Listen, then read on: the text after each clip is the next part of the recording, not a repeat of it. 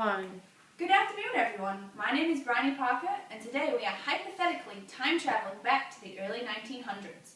I'm fortunate enough to steal 10 minutes with Mr. Lewis Hine, thank you very much, whose investigative photojournalism has been instrumental in transforming child labor laws. So, where did it all begin for you, Lewis? Well, I bought my first camera in 1903, and I found a passion for documentary photography early on, especially photographing society's vulnerable minority groups. While I was studying sociology in New York, I had the opportunity to photograph Ellis Island immigrants.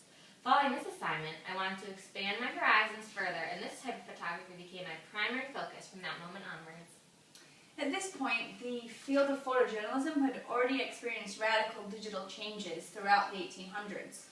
For instance, the first negative image, the color image, the half-tone photograph had all been discovered at this point, as well as the shifts from wet plate to dry plate.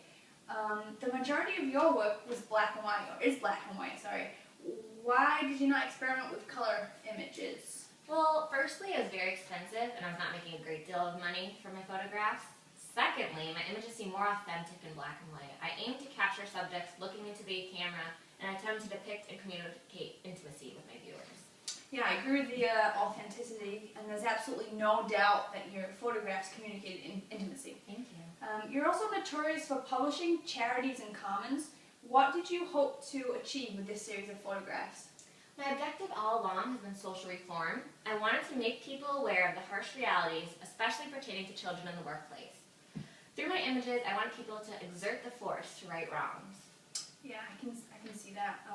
Your next career move was in 1908 when you became employed by the National Child Labor Committee. How was this experience for you? I had the opportunity to travel a great deal, which I really enjoyed. I think I covered approximately 12,000 miles in 1 year. Wow. Yeah, I primarily documented portraits of children forced to work in factories and mills and the horrendous conditions and treatment they were subjected to. Traveling's always fun though, but did you face any obstacles or dilemmas when you entered the workplace? And if so, how did the business owners react? Oh, definitely. In some instances, I really put myself at risk entering factories, mills, sweatshops, and coal mines. Photographers were certainly not welcome to any of these institutions. They did not want the public to know what was actually happening behind the closed doors. However, I didn't even give a second thought. I wanted to help the poor kids and ultimately change labor laws. So how did you actually manage to get inside? Well, that's interesting. I had often to disguise myself as fire inspector or insurance agent, hide my camera in order to even get through the door. I really had to put my life on the line sometimes. I was physically harmed, and some owners even threatened to kill me. Wow, and that didn't even stop you? Nope. That's a reflection of your character, and really epitomizes your dedication and commitment to the cause. It wasn't an easy task. I really had to be discreet. For example, I learned how to essentially write without looking and record captions in my pocket. I've always had a passion for working with children, which stems from my early career as an educator. I loved talking with the children and tried to obtain as much information as I possibly could in just a short space of time. Sometimes my disguises didn't work. I waited for the children to finish their shifts and even made a number of home visits. Wow, you really cared about those kids. So you stayed with the National Child Labor Committee for 8 years, is that correct? Yes. What was your primary motivating force? I simply wanted to reform child labor laws, and I almost felt as if I had a moral responsibility.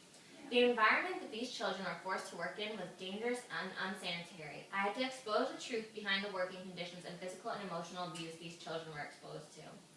I wanted to give these vulnerable children a voice and make the public aware. My photographs eventually shocked the public and humiliated the government. They had to do something. Yeah, I completely agree. Were there any other factors that influenced or inspired you? Actually, as a child, I worked in similar establishments, and for instance, a furniture factory that I endured 13-hour workdays, 6 days a week with disgraceful pay. My own childhood definitely inspired me to try and make a change. I'm so sorry to hear that you experienced similar treatment. But Lewis, your photography was groundbreaking and had a profound impact on American society. We are all tremendously grateful, and you should be very proud of your work and the effect that it had. Thank you. I guess you could say that my work helped a little. Oh, you're so modest. Your work influenced the Keating-Owen Act in 1916. This placed restrictions on children under the age of 14 employed in factories. Yes, this was definitely one of the highlights of my career. To ultimately help change legislation was incredible. However, despite the long workdays and extensive traveling, I was struggling to survive with microscopic pay scale. That's too bad. Like most photojournalists, I'm sure your work faced some kind of opposition as it was centered on a controversial topic, and the government definitely didn't want their system to be exploited. Without a doubt, my images were criticized for not being shocking enough. However, I photographed reality, and in my opinion, accuracy was more likely to get people on board with social reform campaigns. I beg to differ. I think they were pretty shocking. Thank you. Are you aware of your own biases? That's a tough question. I probably did not see it at the time, but clearly I was biased against the government and wanted to show the public exactly what was going on and what horrendous treatment these children were experiencing. I understand that employing children to work unsociable hours is extremely profitable, but it really was unsafe. Thank you for your time, Lois. We gained great insight into your life and career thus far. Obviously, you've got many more years to come. Thank you. Thank you. Any concluding thoughts that you'd like to leave us with? Yes, I would just like to end with a segment from the Child Labor Bulletin of 1914. For many years, I have followed the procession of child workers winding through 1,000 industrial communities from the Canaries of Maine to the fields of Texas. I have heard their tragic stories, watched their cramped lives, and seen their fruitless struggles in the industrial game where the odds are all against them.